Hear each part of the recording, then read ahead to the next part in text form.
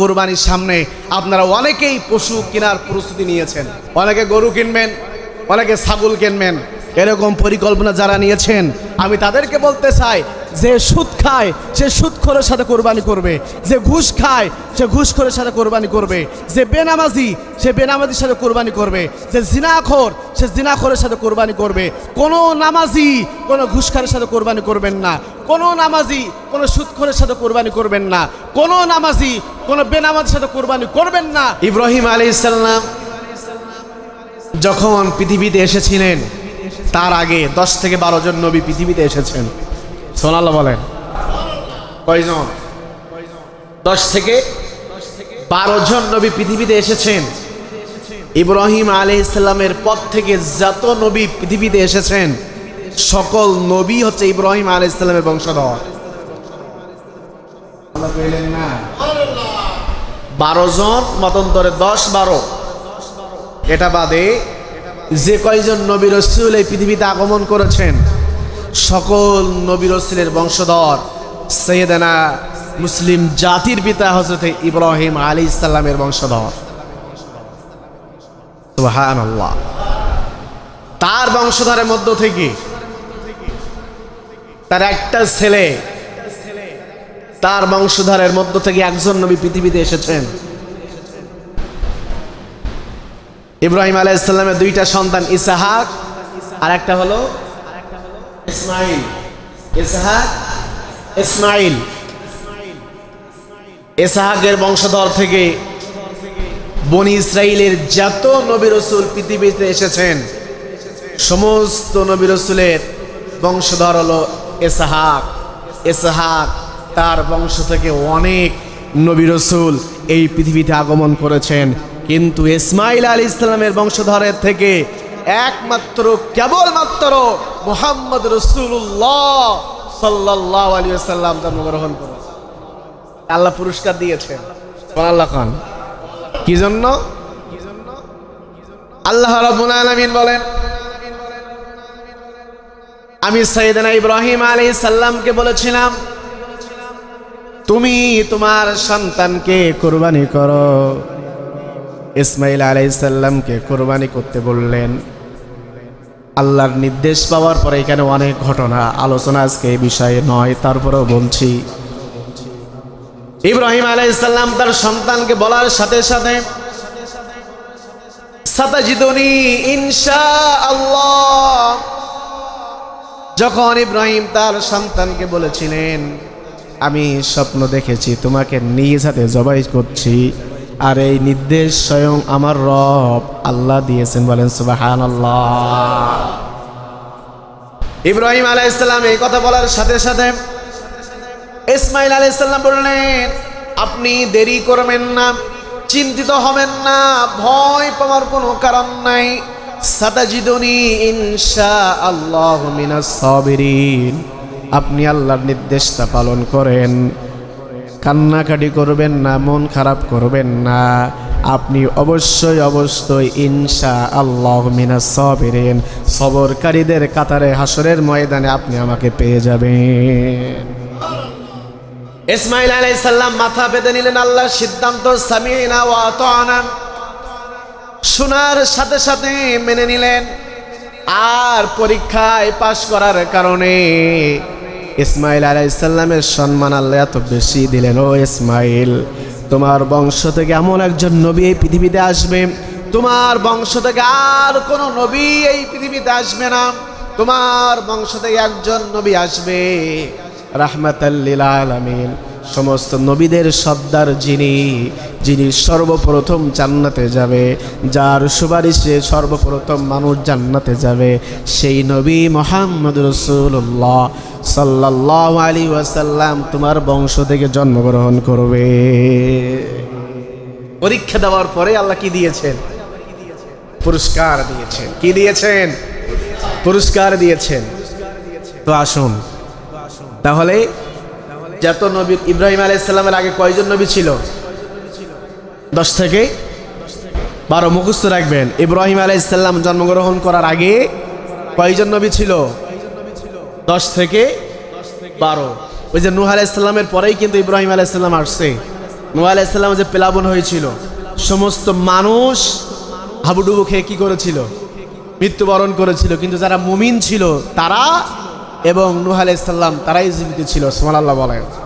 নূহ আলাইহিস সালামের পরে ইব্রাহিম আলাইহিস সালাম, তাহলে ইব্রাহিম আলাইহিস সালাম পর্যন্ত 10 থেকে 12 জন নবী পৃথিবীতে কি আগমন করেছে। আর ওর পর থেকে যত নবী এসেছে সব কার বংশধর? ইব্রাহিম আলাইহিস সালাম। তার সন্তান না ইসহাক, ইসমাইল, তারাও তো ইব্রাহিম আলাইহিস সালামের বংশধর, ঠিক না? সুবহানাল্লাহ বলেন। তো আসুন সূরা বাকারা, এখানে আল্লাহ তাআলা কি বলেছেন? আল্লাহ ইব্রাহিম আলাইহিস সালামকে যে পৃথিবীতে মনোনীত করেছেন, সিরাতের ভিতরে, কোরআনুল কারীমের ভিতরে 2 জন নবী ছাড়া আর কোন নবীর জন্ম থেকে মৃত্যু পর্যন্ত আলোচনা নাই। সুবহানাল্লাহ বলেন। 2 জন নবী ছাড়া আর কোন নবী রাসূলের জন্ম থেকে মৃত্যু পর্যন্ত আলোচনা সিরাতেও পাওয়া যায় না, কোরআনুল কারীমেও এইরকম বিস্তারিত পাওয়া যায় না।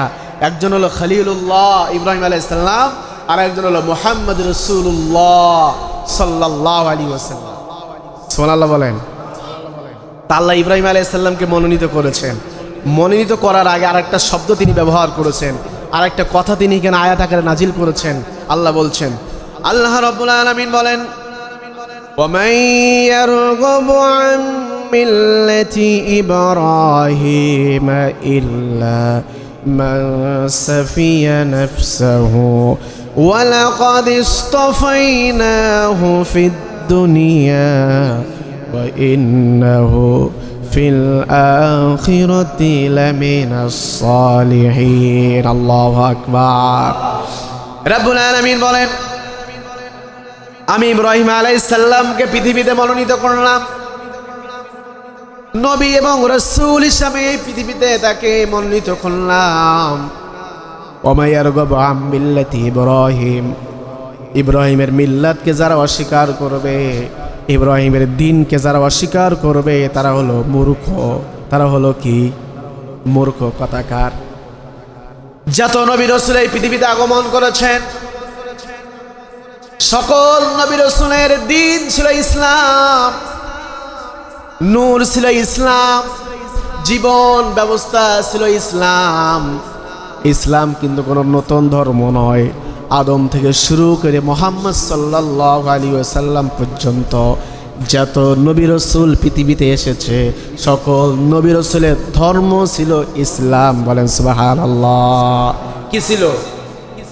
شرع لكم من الدين ما وصى به نوحا والذي أوحينا إليك وما وصينا به إبراهيم وموسى وعيسى أن أقيموا الدين ولا تتفرقوا।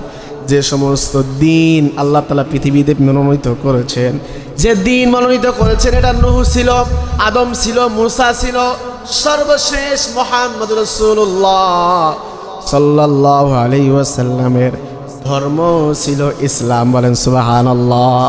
এই ইসলামকে যারা অস্বীকার করবে, মিল্লাতকে যারা অস্বীকার করবে, তারা হলো কি? মূর্খ। তারা হলো কি? মূর্খ। তাহলে ইব্রাহিম আলাইহিস সালামকে আল্লাহ পৃথিবীতে কি করলেন? মনোনীত করলেন। মনোনীত করলেন। পৃথিবীতে 2 জন জালিম শাসক। কয়জন? 2 জন জালিম শাসক, যারা ক্ষমতায় থাকার জন্য ছোট্ট বাচ্চাদেরকে হত্যা করেছিল। নাউজুবিল্লাহ। কয়জন শাসক? সবাই বলেন। আর বাংলাদেশটা ধরলে 3 জন। বাংলাদেশটা ধরলে কয়জন? 3 জন। কিন্তু পৃথিবীর ইতিহাসে 2 জন জালিম শাসক, যারা ক্ষমতার চেয়ারকে ধরে রাখার জন্য ছোট্ট ছোট্ট মাসুম শিশু ছেলে সন্তানদেরকে তারা হত্যা করেছিল। একজন হলো নমরুদ, আর একজন হলো মিস্টার ফিরাউন। আর যদি বাংলাদেশেরটা ধরেন তাহলে হবে কয়জন? সবাই বলেন কয়জন? রাগ করতেছেন? রাগ করতেছেন? যদি বাংলাদেশেরটা ধরেন কয়জন? 3 জন। এই পৃথিবীতে 4 জন বাদশা সারা পৃথিবী শাসন করেছে। কয়জন? একজন হলো সুলাইমান আলাইহিস সালাম, 2 জন মুসলিম, আবার 2 জন কি? অমুসলিম। 2 জন মুসলিম আর 2 জন অমুসলিম। তার ভিতরে অমুসলিম যারা, তার ভিতরে একজন হলো নমরুদ। একজন হলো কি নমরুদ। সারা পৃথিবীটা তিনি শাসন করেছিলেন, ক্ষমতার দিক থেকে অনেক পাওয়ারফুল ছিলেন। তার নাম কি নমরুদ। সেই নমরুদ সোনার পালঙ্গের উপরে রাতে আরাম ফরমাচ্ছেন। কি ফরমাচ্ছেন? আরাম ফরমাচ্ছেন। হঠাৎ তিনি লক্ষ্য করলেন পূর্ব দিগন্ত থেকে একটা আলো, একটা নূর আলোকিত হয়েছে। আলোকিত হওয়ার পরে ওই নূরটা যেন পৃথিবীটা একেবারে শেষ করে দিচ্ছে, খেয়ে নিচ্ছে। খেতে খেতে পশ্চিম দিগন্ত থেকে সেই নূরটা নিভে গেছে। সুবহানাল্লাহ বলেন। এই স্বপ্ন যখন নমরুদ দেখলেন ভয় পেয়েছে। এরকম স্বপ্ন তিনি আগে কখনো দেখেন নাই। পরের দিন সকালবেলা রাজ সিংহাসনে বসে গেছেন। রাজ সিংহাসনে বসার পরে তার মন্ত্রী পরিষদ যারা ছিল তাদের সবাইকে আমন্ত্রণ করলেন। আমন্ত্রণ করার পরে তিনি বলতেছে, আমি রাতে এই স্বপ্ন দেখেছি, এর ব্যাখ্যা জানতে চাই। এই পৃথিবীতে যত বড় বড় গণক আছে, যত সে আছে, তাদেরকে আমন্ত্রণ করো, আমি স্বপ্নের ব্যাখ্যাটা জানতে চাই। স্বপ্নের ব্যাখ্যাটা জানতে চাই। নমরুদের নির্দেশে সমস্ত গণকদেরকে একত্রিত করা হলো। নমরুদ বলেন না লানাতুল্লাহ আলাই, বলেন লানাতুল্লাহি আলাই। তাদের উপর কি হোক? কথা হয়, তাদের উপর কি হোক? লানত। তাহলে কি বলবেন? এদের নাম শুনলে কি বলবেন? লানাতুল্লাহি আলাই। আল্লাহ তাদের উপর কি হোক? লানত হোক, লানত হোক। তিনি বলতেছেন নমরুদ, তিনি বলতেছেন আমি রাতের স্বপ্ন দেখেছি, পূর্ব দিগন্ত থেকে একটা আলোর রশ্মি এসে আমি মনে করি সারা পৃথিবীটা তিনি খেয়ে ফেলেছে। আবার পশ্চিম দিগন্ত কি হয়েছে? কথা হয় না, ডুবে গেছে, নিভে গেছে। এর ব্যাখ্যা আমি জানতে চাই। এখন জ্যোতিষী যারা ছিল তারা গণনা করা শুরু করেছে। গণনা করার পরে যে রেজাল্ট তারা পেয়েছে, এই রেজাল্ট যদি নমরুদ শোনে একটারও বাঁচা রাখবে না। সবাইকে কি করবে? কি কষ্ট হচ্ছে আপনাদের? কষ্ট হচ্ছে? কথা কি বোঝা যায়? কি বলতেছে? আমি যদি এখন এই ব্যাখ্যাটা বলি, আমরা যদি এই ব্যাখ্যাটা বলি, তাহলে নমরুদ আমাদেরকে কি করবে? কারণ ব্যাখ্যা যেটা আসছে এটা হলো তার বিরুদ্ধে, তার বিরুদ্ধে আসছে, এটা বলা যাবে না। নমরুদ জিজ্ঞাসা করলো ব্যাখ্যা দাও।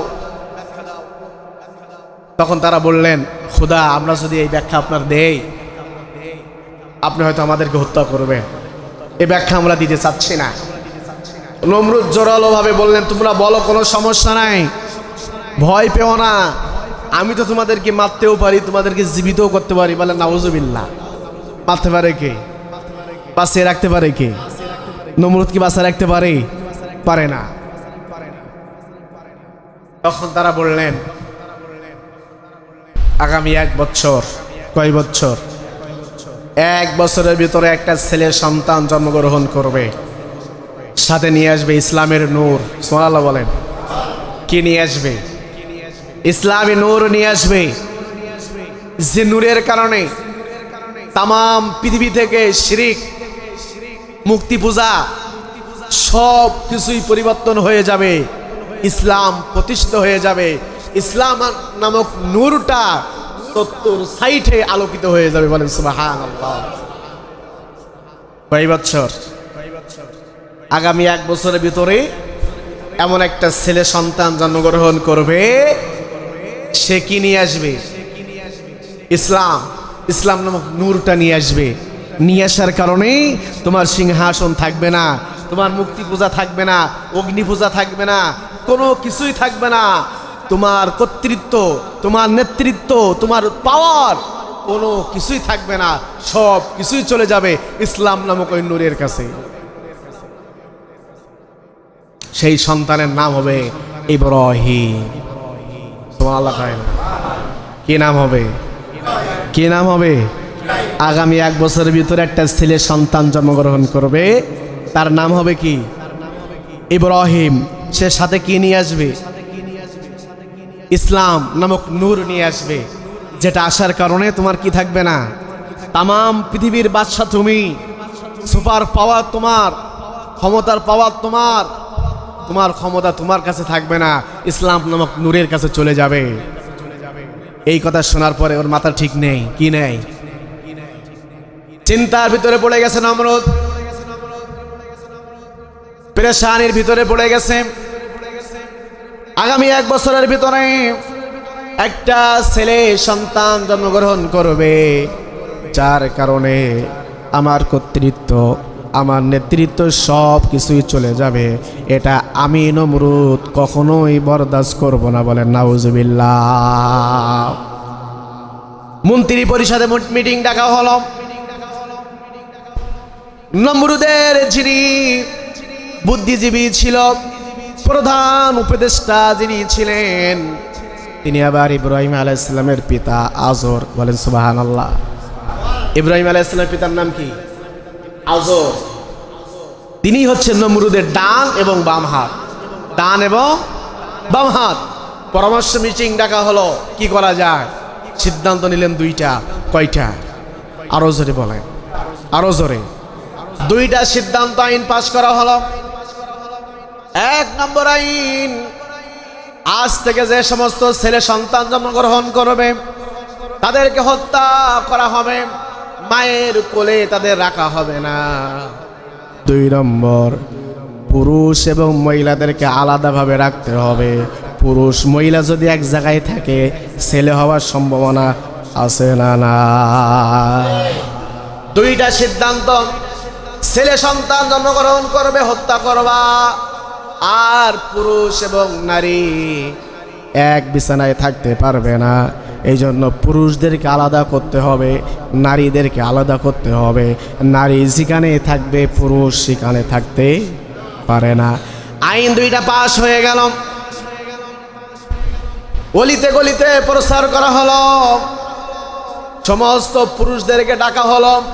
নমরুদের রাজপ্রাসাদের সমস্ত পুরুষদেরকে ডাকা হলো, আর বলা হলো, আজ থেকে বাড়ি থাকা যাবে না, আজ থেকে যেখানে নারী নাই সেখানে থাকতে হবে। সিদ্ধান্ত কার? নমরুদের সিদ্ধান্ত। কার সিদ্ধান্ত? নমরুদের সিদ্ধান্ত।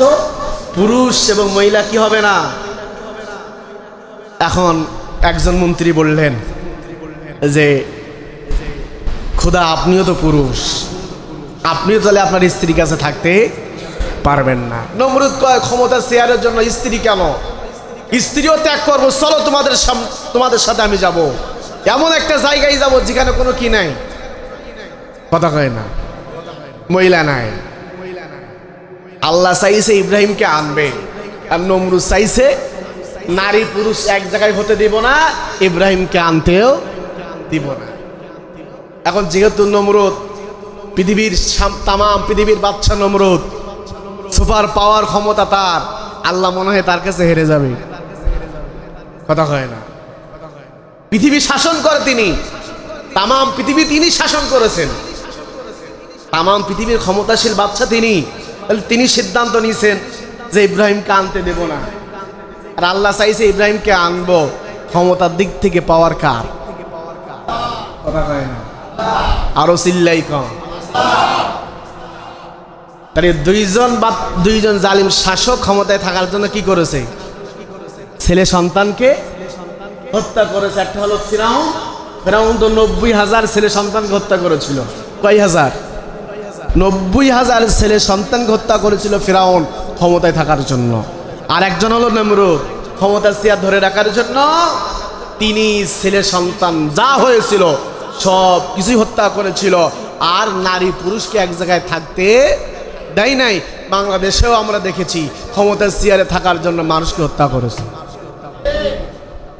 তাহলে ওই ফিরাউন ওই নমরুদ, আর বাংলাদেশের নমরুদ ফিরাউন একই, কথা কয় না। এটা কোনো পার্থক্য আছে? পার্থক্য আছে। অনেকে তো রাগ করবেন না, এরাই ইতিহাসের পাতা, এগুলো কি ইতিহাসের পাতা। এখন নমরুদ সমস্ত পুরুষদেরকে নিয়ে শহর থেকে, বাবেল শহর থেকে অনেক দূরে চলে গেছে, অনেক দূরে চলে গেছে। যেহেতু আগামী 1 বছরের ভিতরে আসবে, তাহলে 1 বছর কি করা যাবে না, এক জায়গায় করা যাবে না। আল বিদায়া ওয়ান নিহা, আল্লামা ইবনে কাসির রাহিমাহুল্লাহ আদি ইসলামী ইতিহাস এটা পড়বেন, এখানে বিস্তারিত আলোচনা। 3 মাস থাকার পরে, কয় মাস? 3 মাস থাকার পরে যিনি রান্না বান্না করেন, খাওয়া, সে এসে বলতেছে, খোদা 3 মাসের যে খাবার ছিল সব শেষ, এখন শহর থেকে কি আনতে হবে? শহর থেকে খাদ্য সামগ্রী আনতে হবে, যদি না আনি তাহলে না খেয়ে আমরা সব কি হব? মারা যাব। এখন নমরুদ চিন্তায় পড়ে গেলেন, শহরে এখন কাকে পাঠাবো? যাকে পাঠাবো সে যদি তার স্ত্রীর সাথে দেখা করে, সে যদি তার স্ত্রীর সাথে দেখা করে তাহলে তো মুশকিল। চিন্তার ভিতরে পড়ে গেছে, পেরেশানির ভিতরে পড়ে গেছে। কে যেন তার ব্রেনটে হেলান করে দিল, তুমি যাকে বিশ্বাস করো, যাকে মহব্বত করো, যে তোমার ডান এবং বাম হাত, সেই আজরকে তো তুমি তো বেশি বিশ্বাস করো, ওই আজরকে পাঠাবো শহরে। তোমার এলাকায় সকাল, আজর হলো ইব্রাহিম আলাইহিস সালামের কি পিতা, নাম কি? আজর। কে যেন বলতেছে, তুমি কাকে পাঠাও, তুমি যাকে সব থেকে বেশি বিশ্বাস করো, যে তোমার বিশ্বাসযোগ্য, সেই আজরকে তুমি পাঠাও, খামোকা টেনশন করা কোনো দরকার নাই। সুবহানাল্লাহ হয় না? এখন নমরুদ আজরকে ডাকলেন, ডেকে বলতেছে, আমি কিন্তু তোমাকে বিশ্বাস করি, ভালোবাসি, তুমি যে সিদ্ধান্তগুলো দাও আমি কিন্তু সেই সিদ্ধান্ত গ্রহণ করি। এখন তোমার উপরে বিশ্বাস রেখে আমি তোমাকে পাঠাচ্ছি শহরে। কোথায়? শহরে পাঠাচ্ছি, রাজপ্রাসাদের মধ্য থেকে খাদ্য সামগ্রী আগামী 9 মাসের জন্য, যেহেতু 3 মাস পার হয়ে গেছে, আগামী 9 মাসের জন্য যে খাদ্যগুলো আমাদেরকে লাগবে সব কিছু তুমি কি করবা? নিয়ে আসবা। এখন নমরুদ যেদিন আজরকে পাঠালেন, আল্লাহর সিদ্ধান্ত ওই রাতেই ইব্রাহিম আলাইহিস সালামকে তার মায়ের গর্ভে আল্লাহ তাআলা ইসলাম দিবেন। সুবহানাল্লাহ বলেন। আজর থেকে ট্রান্সফার করে ইব্রাহিম আলাইহিস সালামের মায়ের গর্ভে কি করবে? আল্লাহ ট্রান্সফার করে দিবেন। কাকে? ইব্রাহিম আলাইহিস সালামকে। সিদ্ধান্ত কার? সিদ্ধান্ত বাস্তবায়ন হবে কার? আরো জোরে বলেন। বিশ্বাস করে যাকে পাঠালো তাকে, ঠিক না? বিশ্বাস করে যাকে, তাকে পাঠালো বাবেল শহরে। নমরুদ আজরকে পাঠালেন শহরে। নমরুদ যখন পাঠালেন আর বললেন, আজর আমি কিন্তু তোমাকে অনেক বিশ্বাস করি, আমি জানি আমার বিশ্বাসের মূল্য তুমি রাখবা, আমার বিশ্বাসটা তুমি কখনোই ভঙ্গ করবা না। আজর চলে আসলেন শহরে, মাল সামানা সব কিছু নিলেন, গাড়িতে করে পাঠিয়ে দিলেন। মনের ভিতরে আনসান করে, সন্তান আছে, স্ত্রী আছে, তাদের চেহারাটা দেখে আসি, দূর থেকে কথা বলে আসি, মনের ভিতরে আনসান করে। আজর মানুষ যেন দেখতে না পায় এমনি ভাবে সতর্ক সহিত বাড়ির সামনে চলে গেলেন। বাড়ির সামনে যাওয়ার পরে বাড়ির আঙিনার দরজার সামনে যখন দাঁড়ালেন, প্রাণ প্রিয় স্ত্রী আজরকে দেখে অবাক হয়ে গেলেন। বলেন সুবহানাল্লাহ। মনের ভিতরে কি হয়? স্ত্রীর চেহারাটা দেখে। ইব্রাহিম আলাইহিস সালামের আরো 2টা ভাই বোন ছিল, মোট 3 জন। ইব্রাহিম আলাইহিস সালাম ছিলেন ছোট। ইব্রাহিম আলাইহিস সালাম কি ছোট ছিলেন। আজর যখন বাড়ির আঙিনার দরজার সামনে দাঁড়ালেন, স্ত্রী যখন দেখলেন প্রাণ প্রিয় স্বামী এসেছে 3 মাস পরে। কয় মাস? আরো জোরে কোন? 3 মাস। আজর ঢুকলেন, খানা পিনা দিলেন, খেলেন, একটু বাইরে গেলেন। এর ভিতরে আল্লাহ তাআলা জিব্রাইলকে বললেন, ও জিব্রাইল যাও, আজরের স্ত্রীর চেহারার ভিতরে নূর ঢুকিয়ে দাও, প্রেম ভাব এরকম চেহারা তৈরি করে দাও, মোহাব্বত বাড়বে এরকম চেহারা তার ভিতরে তৈরি করে দাও। জান্নাতের ঘেরান তার শরীরের ভিতরে দিয়ে দাও। এইবার আজর যখন স্ত্রীর দিকে তাকাবে যেন তার ভিতরে মহব্বতটা তৈরি হয়, ভালোবাসাটা তৈরি হয়, সেই রকম ভাবে তাকে সাজুগুজু করার ব্যবস্থা ও জিব্রাইল তুমি করে দাও। আল্লাহ কয় না। হযরতে জিব্রাইল চলে আসলেন, আজরের স্ত্রীর ভিতরে সুগন্ধি লাগিয়ে দিলেন, স্ত্রীর চেহারার ভিতরে নূর দিলেন। আগে যেরকম সুন্দর ছিল তার থেকে কোটি কোটি গুণ চেহারা, মহব্বতের চেহারা আল্লাহ তৈরি করে দিলেন। এইবার আজর যখন বাইরে দাঁড়িয়ে রইলেন, ঘরের সামনে যখন দাঁড়ালেন, স্ত্রী বলেন, ও আমার প্রাণ প্রিয় স্ত্রী, কতদিন আপনাকে দেখি নাই, 3 মাস আপনাকে দেখি নাই, মন আনসান করে আপনাকে দেখার জন্য, একটু ঘরে আসেন, আপনাকে দেখি, আপনার সাথে একটু কথা বলি, একটু ঘরের ভিতরে আসেন। আজর যখন ঘরের ভিতরে ঢুকলেন, স্ত্রীর চেহারাটা যখন দেখলেন, তখন এই নমরুদের কথা ভুলে গেলেন। নমরুদ যে কথা বলেছিল ওই কথা সব ভুলে গেলেন। আল্লাহ তাআলা স্বামী স্ত্রীর ভিতরে এমন প্রেম নিবেদন করে দিলেন, মহব্বত তৈরি করে দিলেন।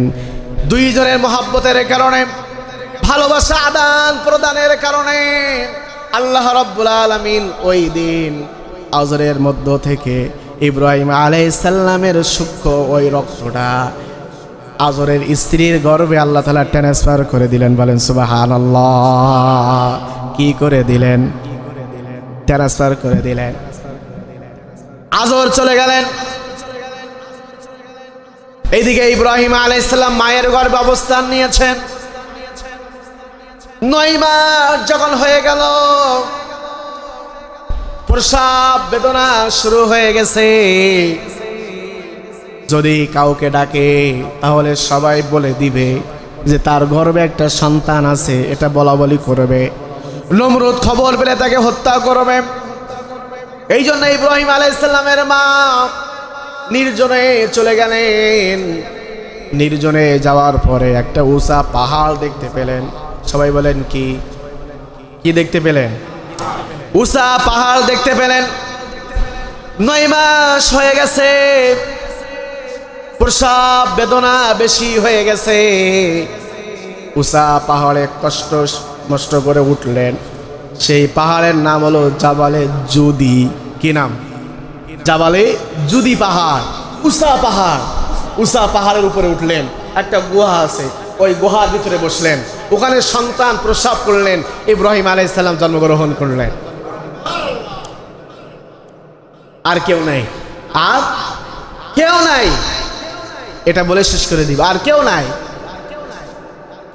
এখন ইব্রাহিম আলাইহিস সালামের মা চিন্তা করলেন, এই সন্তান যদি আমি বাড়ি নিয়ে যাই তাহলে খবর চলে যাবে কার কাছে? নমরুদের কাছে। আরো হয়েছে ছেলে, কারফ জারি করেছে, স্বামী স্ত্রী এক জায়গায় থাকতে দেবে না, ছেলে সন্তানকে হত্যা করবে।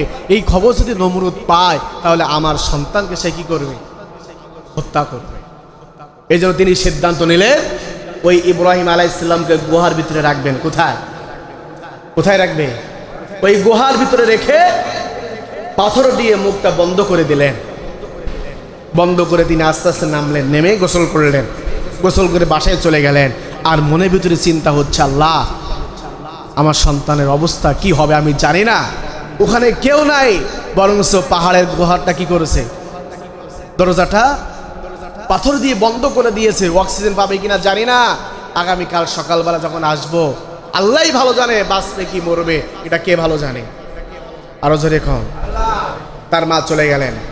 আল্লাহ রাব্বুল আলামিন হযরত জিবরাইলকে ডেকে বলেন, ও জিবরাইল, আমার খলিলুল্লাহ ওই পাহাড়ে একা আছেন, আজকেই জন্মগ্রহণ করেছে, মা নাই, আত্মীয় স্বজন নাই, পিতা নাই, কেউ নাই, শরীরে রক্ত মাখা নাপাক পানি এখন আমার খলিলুল্লাহর শরীরে। ও জিবরাইল, তুমি চলে যাও, জান্নাতের থেকে একটা বিছানা নিয়ে যাও, জান্নাতে পানি নিয়ে যাও, আমার খলিলুল্লাহর পিঠের নিচে জান্নাতের বিছানাটা বিছিয়ে দাও। আর তার শরীরে যে নাপাক পানি নাপাক রক্ত তার শরীরে ওইটা জান্নাতি পানি দিয়ে আমার খলিলুল্লাহকে তুমি পরিষ্কার করার ব্যবস্থা করে দাও। হযরতে জিবরাইল চলে আসলেন, গুহার ভিতরে ঢুকলেন, ইব্রাহিম আলাইহিস সালামকে পরিষ্কার করলেন, ভালো করে মুছিয়ে দিলেন। আল্লাহ এবারে হেলান করলেন, ও জিবরাইল, আমার খলিলুল্লাহর ডান হাতে যে 5টা আঙুল আমি আল্লাহ দিয়েছি, এই 5টা আঙুল সুন্দর করে পরিষ্কার করো 7 বার। কয়বার? আরো জোরে। জান্নাতি পানি দিয়ে 7 বার পরিষ্কার করো। হযরতে জিবরাইল বললেন, মালিক, জান্নাতি পানি দিয়ে তো আমি ধুয়ে দিয়েছি, পরিষ্কার করে দিয়েছি, আবার কেন এই 5টা আঙুল আমি 7 বার ধুবো? কেন ধুবো? ও মালিক, তুমি বলে দাও কেন পরিষ্কার করব? আমার আল্লাহ কয়, ও জিবরাইল, আমার খলিলুল্লাহ ওই পাহাড়ের ভিতরে থাকবে, মা নাই, কেউ নাই, কে তাকে মুখে দুধ দিবে, কে খাওয়াবে? ও জিবরাইল, তুমি চিন্তা করো না, তোমাকে সেটা বলেছি তুমি সেটা করো। আমার খলিলুল্লাহর 5টা আঙুলে আমি আল্লাহ 5 রকম সুস্বাদু খাদ্যের ব্যবস্থা করে দিব। কয় আঙুলে? কয় প্রকারের? এক হাতে পানি, এক হাতে কি? এক আঙুলে পানি, এক আঙুলে মধু, এক আঙুলে দুধ, এক আঙুলে খেজুরের রস, আর এক আঙুলে ঘি। আমি আল্লাহ 5 প্রকারের জান্নাতি খাবার আমার খলিলুল্লাহ ওই গুহার ভিতরে যখন মনে চাইবে, যখন যে আঙুলটা গালের ভিতরে দিবে, সেই আঙুল থেকে সেই খাদ্য তার শরীরের ভিতরে আমি আল্লাহ প্রবেশ করার ব্যবস্থা করে দিব। বলেন সুবহানাল্লাহ। কয় রকম খাদ্য? আরো জোরে কান। 5 আঙুলে 5 রকম খাদ্য ব্যবস্থা কে করেছে? আরো জোরে কান। নমরুদ চাইছে ইব্রাহিম আসবে না, আল্লাহ চাইছে ইব্রাহিম আসবেই, আসবেই। তোমার যত ক্ষমতা আছে না কেন, তুমি যা কিছু করো, সব কিছুই তুমি প্রয়োগ করো, তারপরেও আমার খলিলুল্লাহ পৃথিবীতে আসবে। আরো জোরে কান। 6 মাস বয়স, ধরুন 2.5 বছর মতন লাগে। সুবহানাল্লাহ খান। 6 মাসের বাচ্চা, কিন্তু দেখলে কি হবে? ইব্রাহিম আলাইহিস সালামের বয়স 6 মাস, কিন্তু তার শরীরের গঠন মনে হয় যেন 2.5 বছর বয়স হয়ে গেছে। সুবহানাল্লাহ বলেন।